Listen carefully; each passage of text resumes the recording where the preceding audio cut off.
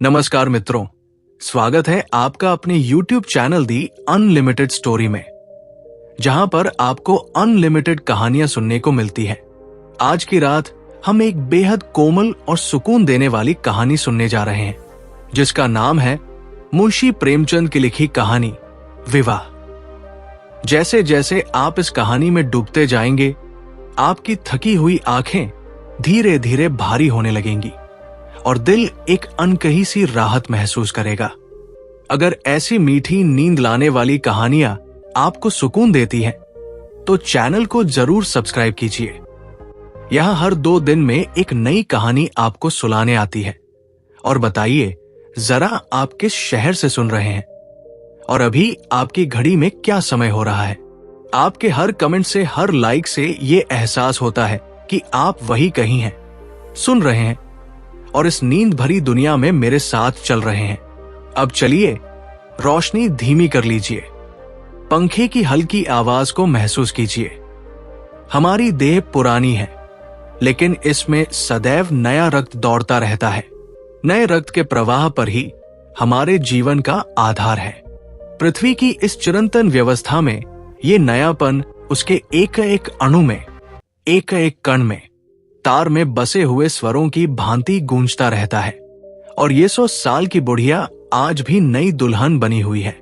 जब से लाला डंगमल सिरे से जाग उठे हैं, जब पहली स्त्री जीवित थी, तब वे घर में बहुत कम रहते थे। प्रातः से 10-11 बजे तक तो पूजा पाठ ही करते रहते, फिर भोजन करके दुकान चले जाते। वहां से 1 बजे रात लौटते और थके मांदे सो जाते।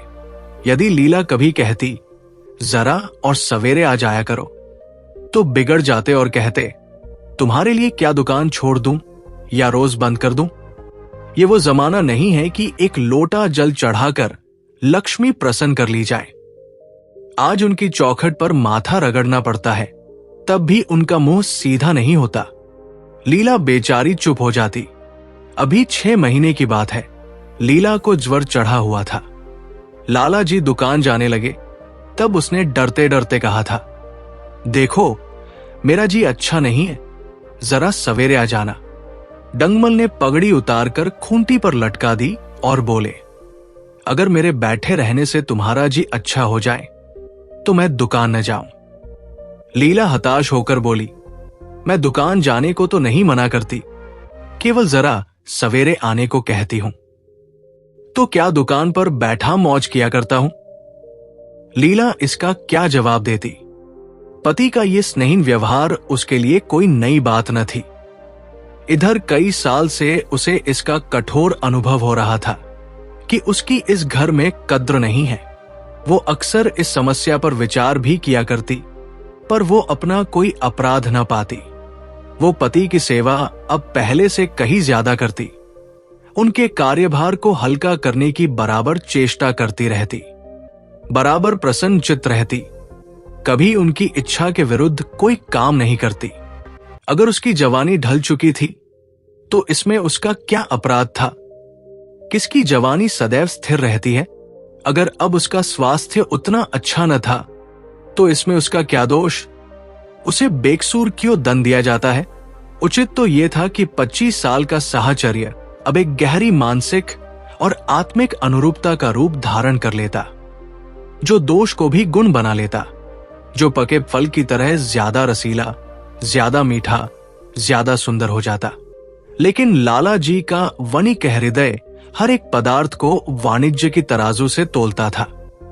बूढ़ी गाय जब न दूध दे सकती है, न बच्चे जन सकती है, तब उसके लिए गौशाला ही सबसे अच्छी जगह होती है। लाला डंगमल के विचार में लीला के लिए इतना ही काफी था कि वो घर की मालकिन बनी रहे, आराम से खाए पिए और पड़ी रहे। उसे अख्तियार है, चाहे जितने जेवर बनवाए, चाहे जितना स्नान और पूजा पाठ करे, बस उनसे दूर रहे। मानव प्रकृति की जटिलता का एक रहस्य यह था कि डंगमल जिस आनंद से लीला को वंचित रखना चाहते थे, जिसकी उसके लिए कोई जरूरत ही न समझते थे, खुद उसी के लिए सदैव प्रयत्न करते रहते थे। लीला 40 वर्ष की होकर बूढ़ी समझ ली गई थी, किंतु वे 43 के होकर भी अभी जवान ही थे। जवानी के उन्माद और उल्लास से भरे हुए। लीला से अब उन्हें एक तरह की अरुचि हो गई थी, और वो दुखिया जब अपनी त्रुटियों का अनुभव करके प्रकृति के निर्दय आघातों से बचने के लिए रंग रोगन का सहारा लेती, तब लाला जी उसके इन बूढ़े नखरों से और भी घृणा करने लगते। वे कहते, वाह रे तृष्णा, 7 लड़कों की तो मां हो गई, बाल पक गए, चेहरा धुले हुए फालन की तरह सूख गया, मगर आपको अभी महावर, सेंदूर, मेहंदी और उपटन की हवस बाकी ही है। औरतों का स्वभाव भी कितना विचित्र है, न जाने क्यों बनाव श्रृंगार पर इतना जान देती है। पूछो, अब तुम्हें और क्या चाहिए? क्यों नहीं मन को समझा लेती कि जवानी विदा हो गई और इन उपादानों से वो वापस नहीं बुलाई जा सकती। लेकिन वे खुद जवानी का स्वप्न देखते रहते थे। उनकी जवानी की तृष्णा अभी शांत न हुई थी। जारों में रसों और पकवानों का सेवन करते रहते, हफ्ते में 2 बार खिजाब लगाते और एक डॉक्टर से मंकी ग्लैंड के विषय में पत्र व्यवहार कर रहे थे। लीला ने उन्हें असमंजस में देखकर कातर स्वर में पूछा, कुछ बतला सकते हो? कब बजे आओगे? लाला जी ने शांत भाव से पूछा, तुम्हारा जी आज कैसा है? लीला क्या जवाब देती? अगर कहती कि बहुत खराब है, तो शायद वे महाशय वही बैठ जाते और उसे जलिकटी सुनाकर अपने दिल का बुखार निकालते। अगर कहती कि अच्छी हूं, तो शायद निश्चिंत होकर 2 बजे तक कही और ही खबर लेते। इस दुविधा में डरते डरते बोली, अब तक तो हल्की थी, लेकिन अब कुछ भारी हो रही है। तुम जाओ, दुकान पर लोग तुम्हारी राहत देखते होंगे। हां, ईश्वर के लिए 1-1:30 बजे तक आ जाना। लड़के सो जाते हैं, मुझे जरा भी अच्छा नहीं लगता, जी घबराता है। सेठ जी ने अपने स्वर में स्नेह की चाशनी घोलते हुए कहा, 12 बजे तक आज जरूर आऊंगा। लीला का मुख धूमिल हो गया। उसने कहा, 10 बजे तक नहीं आ सकते? 11:30 से पहले किसी तरह नहीं। नहीं, 10:30। अच्छा, 11 बजे। लाला जी वादा करके चले गए। लेकिन 10 बजे रात को एक मित्र ने मुजरा सुनने के लिए बुलावा भेजा। इस निमंत्रण को कैसे इनकार कर देते? जब कोई आदमी आपको खास खातिर से बुलाता है, तब ये कहा कि भल मनसाहत है कि आप उसका निमंत्रण अस्वीकार कर दें। लाला जी मुजरा सुनने चले गए। 2 बजे रात को लौटे। चुपके से आकर नौकर को जगाया और अपने कमरे में आकर लेट रहे। उधर लीला उनकी राहत देखती हुई, प्रत्येक क्षण विकल वेदना का अनुभव करती हुई न जाने कब सो गई थी। अंततः इस बीमारी ने अभागिनी लीला की जान ही लेकर छोड़ी। लाला जी को उसके मरने का बड़ा दुख हुआ। मित्रों ने संवेदना के तार भेजे। एक दैनिक पत्र ने शोक प्रकट करते हुए लीला के मानसिक और धार्मिक सद्गुणों का खूब बढ़ा चढ़ाकर वर्णन किया। लाला जी ने इन सभी मित्रों को हार्दिक धन्यवाद दिया और लीला के नाम से एक बालिका विद्यालय में 5 वजीफे प्रदान किए। मृतक भोज तो जितने समारोह से किया गया, वो नगर के इतिहास में बहुत दिनों तक याद रहा। लेकिन 1 महीना भी न गुजर पाया था कि लाला जी के मित्रों ने चारा डालना शुरू कर दिया और उसका ये असर हुआ कि 6 महीने की विधुरता के तप के बाद उन्होंने दूसरा विवाह कर लिया। आखिर बेचारे क्या करते? जीवन में एक सहचर की आवश्यकता तो थी ही, और इस उम्र में तो एक तरह से वो अनिवार्य हो गई थी। जब से नई पत्नी आई, लाला जी के जीवन में एक आश्चर्यजनक परिवर्तन हो गया। दुकान से अब उतना प्रेम नहीं रहा। लगातार हफ्तों तक न जाने पर भी उनके कारभार में कोई हर्ज नहीं होता था। जीवन के उपभोग की जो शक्ति दिन प्रतिदिन क्षीण होती जा रही थी, अब वो छींटे पाकर फिर से सजीव हो गई थी। सूखा पेड़ हरा हो गया था। उसमें नई नई कोपले फूटने लगी थी। मोटर नई आ गई थी। कमरे नए फर्नीचर से सजा दिए गए थे। नौकरों की संख्या भी बढ़ गई थी। रेडियो आ पहुंचा था और प्रतिदिन नए नए उपहार आते रहते थे। लाला जी की बूढ़ी जवानी जवानों की जवानी से भी प्रखर हो गई थी। उसी तरह जैसे बिजली का प्रकाश चंद्रमा के प्रकाश से अधिक स्वच्छ और मनोरंजक होता है। लाला जी को उनके मित्र इस रूपांतर पर बधाइयां देते तो वे गर्व के साथ कहते, भाई हम तो हमेशा जवान रहे हैं और हमेशा जवान रहेंगे। बुढ़ापा यहां आए तो उसके मुंह में कालिख लगाकर गधे पर उल्टा बैठाकर शहर से निकाल दे। जवानी और बुढ़ापे को न जाने क्यों लोग अवस्था से संबंध कर देते हैं। जवानी का उम्र से उतना ही संबंध है जितना धर्म का आचार से, रुपए का ईमानदारी से, रूप का श्रृंगार से।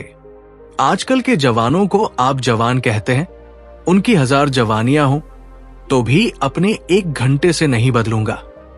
मालूम होता है उनकी जिंदगी में न कोई उत्साह है न कोई शौक। जीवन क्या है? गले में पड़ा हुआ एक ढोल है।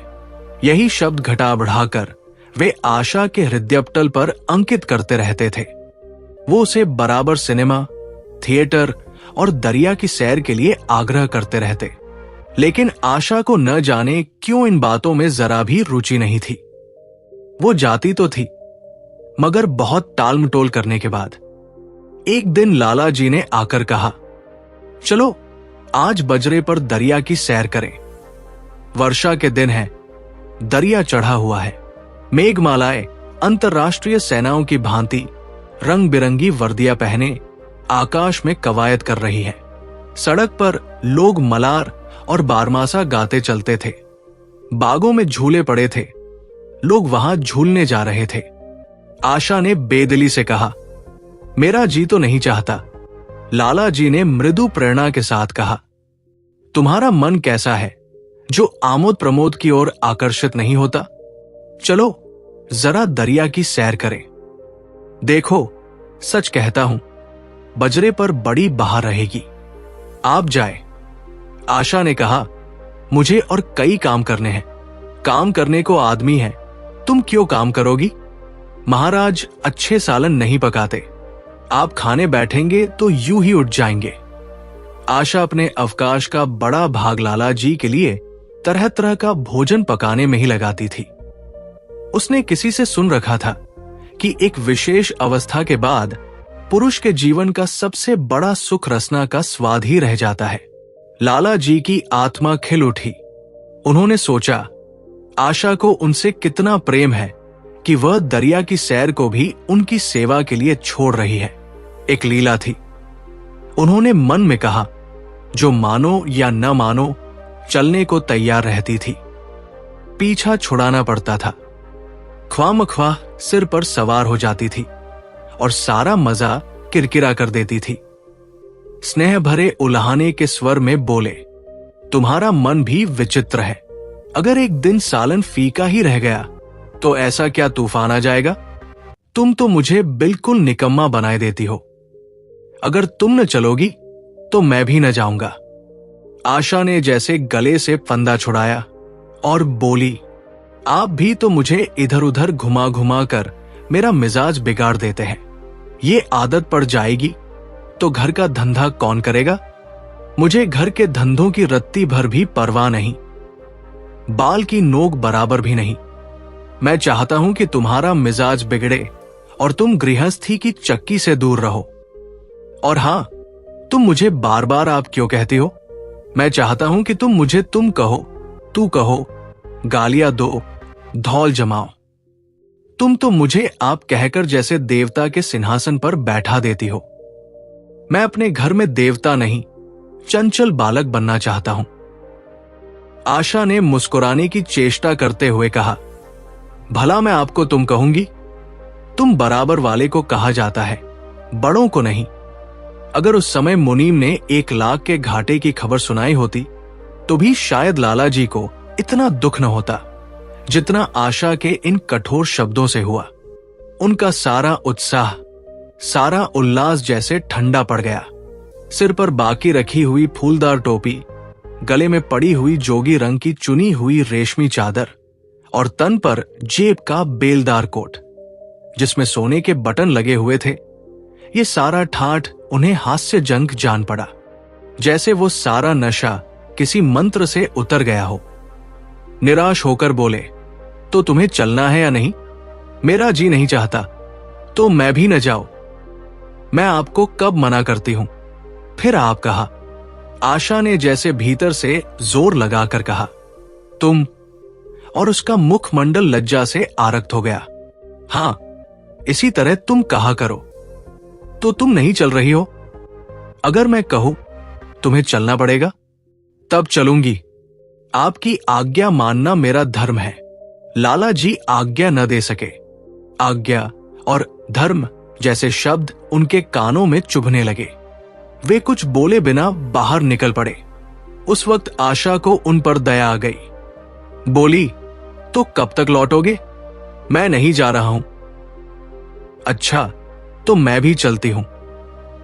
जैसे कोई जिद्दी लड़का रोने के बाद अपनी इच्छित वस्तु पाकर उसे पैरों से ठुकरा देता है, उसी तरह लाला जी ने मुंह बनाकर कहा, तुम्हारा जी नहीं करता तो न चलो। मैं आग्रह नहीं करता, आप नहीं, तुम बुरा मान जाओगे। आशा गई, लेकिन उमंग से नहीं। जिस मामूली वेश में थी उसी तरह चल खड़ी हुई। न कोई सजीली साड़ी, न जरासा गहना, न कोई श्रृंगार।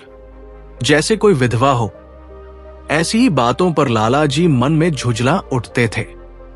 ब्याह किया था जीवन का आनंद उठाने के लिए। झिलमिलाते हुए दीपक में तेल डालकर उसे और टिकाने के लिए। अगर दीपक का प्रकाश तेज न हुआ तो तेल डालने से क्या लाभ? न जाने इसका मन क्यों इतना शुष्क और नीरस है, जैसे कोई रेगिस्तान का पेड़ हो। कितना ही पानी डालो, उसमें हरी पत्तियों के दर्शन न होंगे। जराव गहनों से भरी पेटियां खुली हुई है। कहां कहां से मंगवाई गई।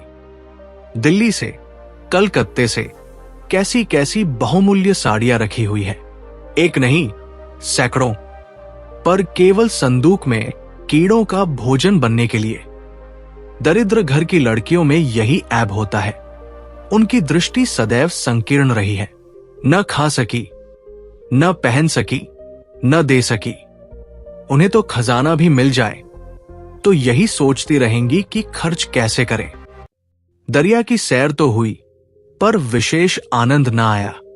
कई महीने तक आशा की मनोवृत्ति को जगाने का असफल प्रयत्न करके लाला जी ने समझ लिया कि इसकी पैदाइश ही मुहर्मी है, लेकिन फिर भी निराश न हुए।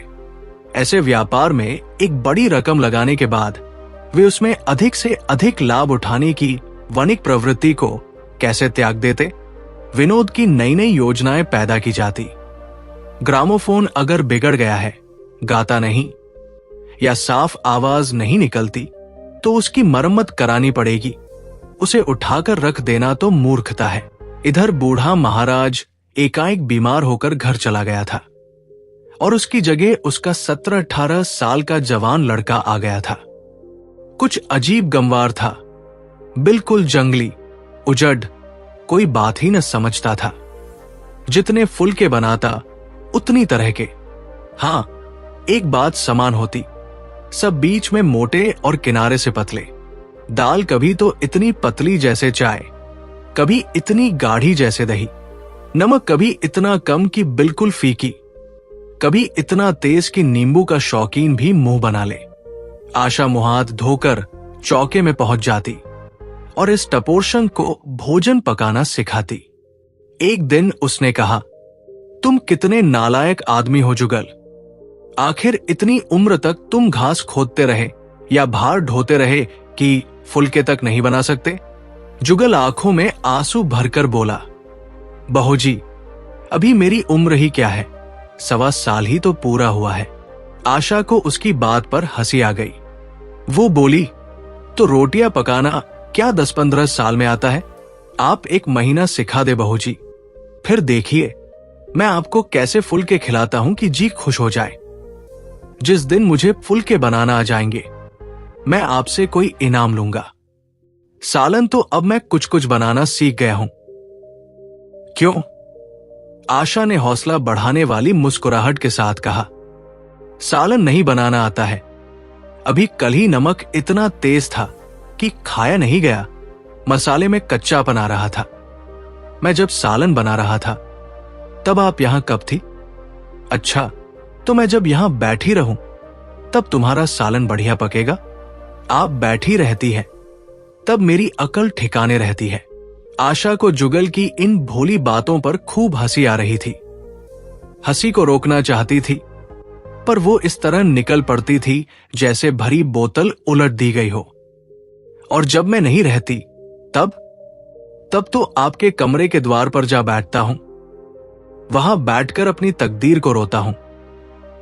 आशा ने हंसी रोककर पूछा, क्यों रोते क्यों हो? ये न पूछिए बहू जी, आप इन बातों को नहीं समझेंगी। आशा ने उसके मुंह की ओर प्रश्न भरी आंखों से देखा। उसका आशय कुछ तो समझ गई, पर न समझने का बहाना किया। तुम्हारे दादा आ जाएंगे तब तुम चले जाओगे। और क्या करूंगा? बहू जी, यहां कोई काम दिलवा दीजिएगा तो पास ही रहूंगा।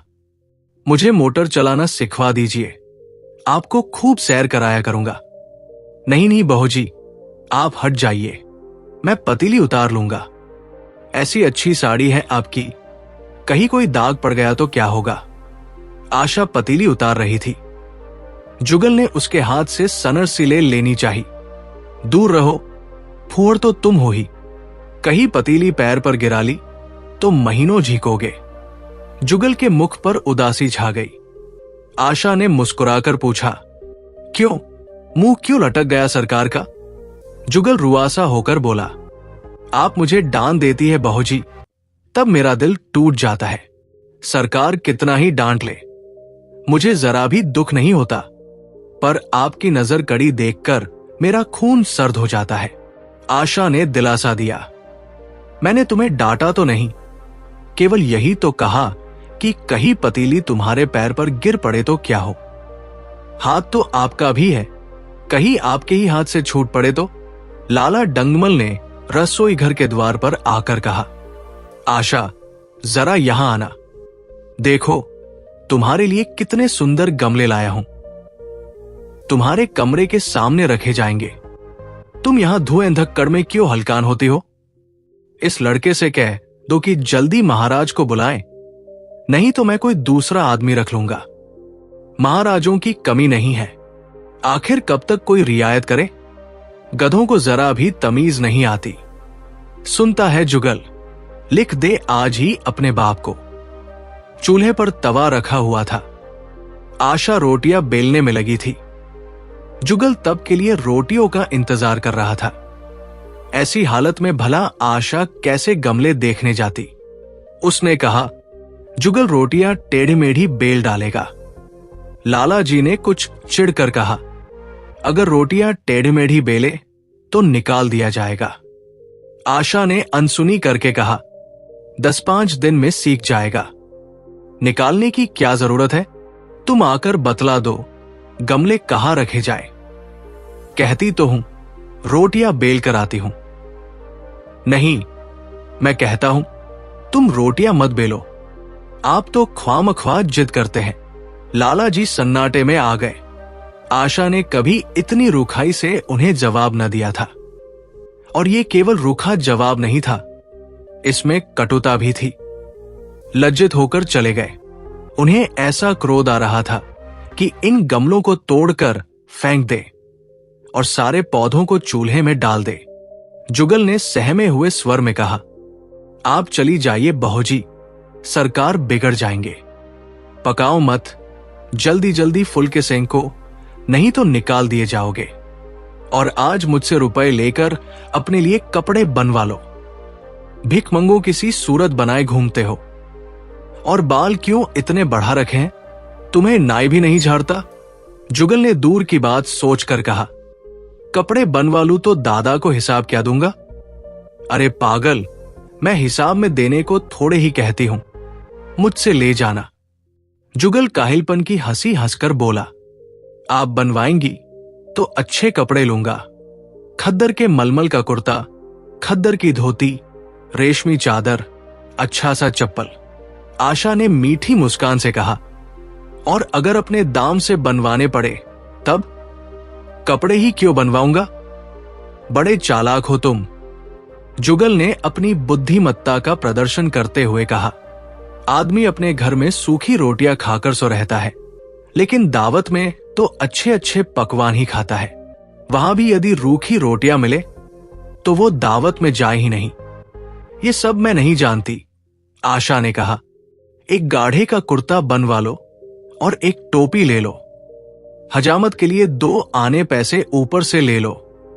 जुगल ने मान करते हुए कहा, रहने दीजिए, मैं नहीं लेता। अच्छे कपड़े पहनकर निकलूंगा तब तो आपकी याद आएगी।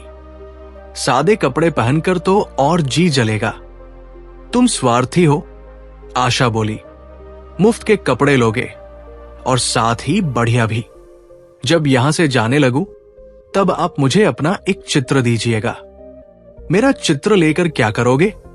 अपनी कोठरी में लगाऊंगा और नित्य देखा करूंगा। बस वही साड़ी पहनकर खिंचवाना जो कल पहनी थी, और वही मोतियों की माला भी हो। मुझे नंगी नंगी सूरत अच्छी नहीं लगती। आपके पास तो बहुत गहने होंगे, आप पहनती क्यों नहीं? तो तुम्हें गहने अच्छे लगते हैं? बहुत। लाला जी फिर आकर जलते हुए मन से बोले, अभी तक तुम्हारी रोटियां नहीं पकी? से देखा, उसने कहा, मैं इनमें से कोई गमला न जाने दूंगी। सब मेरे कमरे के सामने रखवा दीजिए।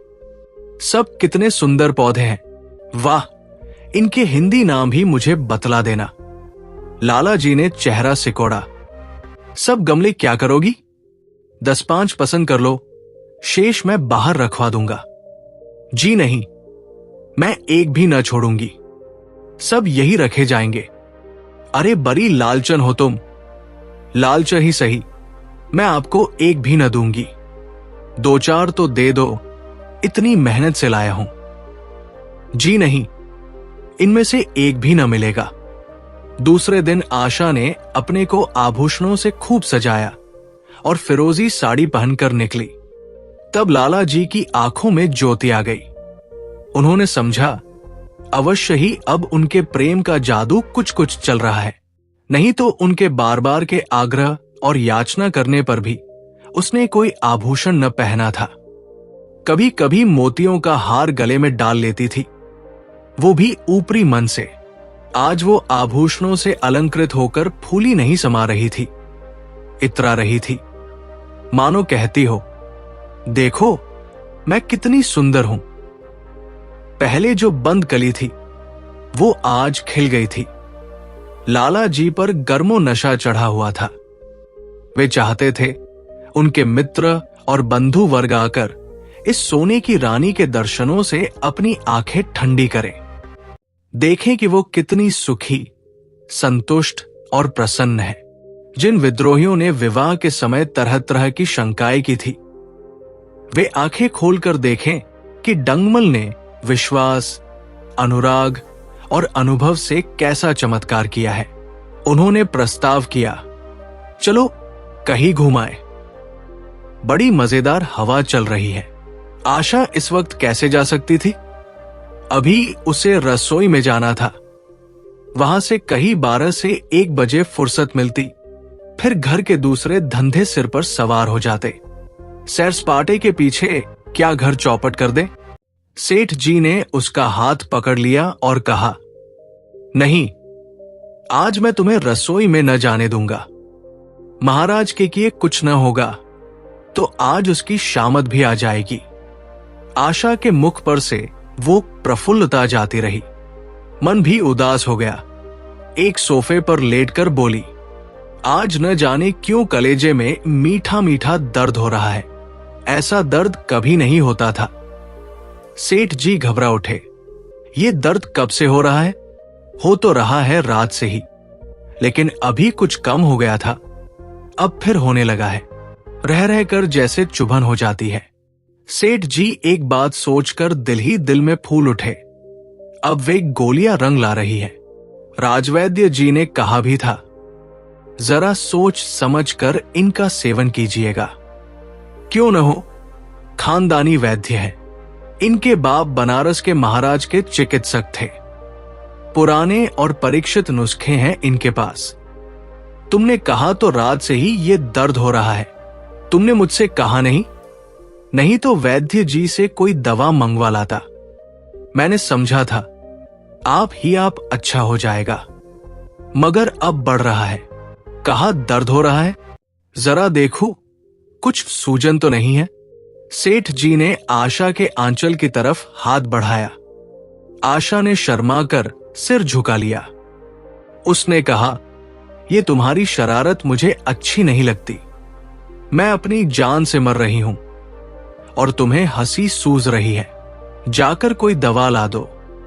सेठ जी अपने पौरुष का ये डिप्लोमा पाकर उससे कहीं ज्यादा प्रसन्न हुए जितना राय बहादुरी पाकर होते।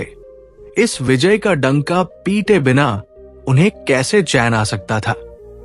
जो लोग उनके विवाह के विषय में द्वेषपूर्ण टिप्पणियां कर रहे थे, उन्हें नीचा दिखाने का कितना अच्छा अवसर हाथ आया है, और इतनी जल्दी। पहले पंडित भोलानाथ के पास गए और भाग्य ठोंकर बोले, भाई मैं तो बड़ी विपत्ति में फंस गया, मुझे तो आपकी शरारत मालूम होती है। सेठ जी की बाहें खिल गई। उन्होंने कहा, मैं अपना दुख सुना रहा हूं और तुम्हें दिल्लगी सूझ रही है। जरा भी आदमी सा तुम में नहीं है। मैं दिल्लगी नहीं कर रहा हूं। इसमें दिल्लगी की क्या बात है? वे है कमसिन, कोमल सी। आप ठहरे पुराने लट्ठे, दंगल के पहलवान। बस अगर ये बात न निकले तो मुझे माफ कर लो। सेठ की आंखें जगमगा उठीं, मन में यवन की भावना प्रबल हो उठी और उसके साथ ही मुख पर भी यवन की झलक आ गई। छाती जैसे कुछ फैल गई। चलते समय उनके पग ज्यादा मजबूती से जमीन पर पड़ने लगे और सिर की टोपी भी न जाने कैसे चढ़ी सी हो गई। आकृति से बागपन की शान बरसने लगी। जुगल ने आशा को सिर से पांव तक जगमगाते देखकर कहा, बस बहू जी, आप इसी तरह पहने ओढ़े रहती रहिए। आज मैं आपको चूल्हे के पास न आने दूंगा। आशा ने नयन बाण चलाकर कहा, क्यों? आज ये नया हुक्म? पहले तो तुमने कभी मना नहीं किया। आज की बात दूसरी है। जरा सुनो क्या बात है। मैं डरता हूं आप कहीं नाराज न हो जाए। नहीं, कहो, मैं नाराज न होंगी। आज आप बहुत सुंदर लग रही हैं। लाला डंगमल बार बार आशा के रूप और यवन की प्रशंसा करते थे, मगर उनकी प्रशंसा में उसे बनावट की गंध आती थी। वो शब्द उनके मुख से निकलकर ऐसे लगते थे जैसे कोई पंगत की चेष्टा कर रहा हो। जुगल के इन सीधे शब्दों में एक उन्माद, नशा था, एक चोट थी। आशा की सारी देह प्रफुल्लित हो गई। तुम मुझे नजर लगा दोगे जुगल? इस तरह क्यों घूरते हो? जब यहां से चला जाऊंगा तब तुम्हारी बहुत याद आएगी। रसोई पकाकर तुम सारे दिन क्या करते हो? दिखाई नहीं देते सरकार रहते हैं, इसीलिए नहीं आता। फिर अब तो मुझे जवाब मिल रहा है। देखिए भगवान कहां ले जाते हैं। आशा की मुख मुद्रा कठोर हो गई। उसने कहा, कौन तुम्हें जवाब देता है? सरकार ही तो कहते हैं। तुझे निकाल दूंगा, अपना काम किए जाओ। कोई नहीं निकालेगा। अब तो तुम फुल के भी अच्छे बनाने लगे हो। बड़े गुस्से में 2-4 दिन में उनका मिजाज ठीक कर दूंगी। आपके साथ चलते हैं तो आपके बाप से लगते हैं। तुम बड़े मोफटे हो। खबरदार, जबान संभाल कर बात किया करो। किंतु प्रसन्नता का ये क्षीण आवरण उनके मनोरहस्य को न छिपा सका। वो प्रकाश की भांति उनके अंदर से निकलकर पड़ता था। जुगल ने फिर उसी निर्भीकता से कहा, मेरा मुंह कोई बंद कर ले। यहां यही सभी यही कहते हैं। मेरा ब्याह कोई 50 साल की बुढ़िया से कर दे तो मैं घर छोड़कर भाग जाऊंगा, या तो खुद जहर खा लूंगा या उसे जहर देकर मार डालूं। फांसी ही तो होगी। आशा उस कृत्रिम क्रोध को कायम न रख सकी। जुगल ने उसकी हृदय वीणा के तारों पर मुझे हुए ऐसे प्रहार कर दिए थे कि उसके बहुत समेट कर रखने पर भी मन की व्यथा बाहर निकल आई। उसने कहा, भाग्य भी तो कोई वस्तु है। ऐसा भाग्य जाए भार में। तुम्हारा ब्याह किसी बुढ़िया से ही करूंगी, देख लेना। तो मैं भी जहर खा लूंगी, देख लीजिएगा। क्यों? बुढ़िया तुम्हें जवान स्त्री से ज्यादा प्यार करेगी, ज्यादा सेवा करेगी, तुम्हें सीधे रास्ते पर रखेगी। ये सब मां का काम है। बीवी जिस काम के लिए है उसी काम के लिए है। आखिर बीवी किस काम के लिए है? उसी समय मोटर की आवाज आई। न जाने कैसे आशा के सिर का आंचल खिसक कर कंधों पर आ गया। उसने जल्दी से आंचल खींचकर सिर पर कर लिया और कहती हुई कमरे की ओर लपकी, लाला भोजन करके चले जाओ, तब आना। आप सुन रहे थे मुंशी प्रेमचंद की लिखी कहानी नया विवाह। अगर आपको यह कहानी अच्छी लगी हो तो हमारे चैनल दी अनलिमिटेड स्टोरी को सब्सक्राइब करना न भूलें। धन्यवाद। शुभ रात्रि।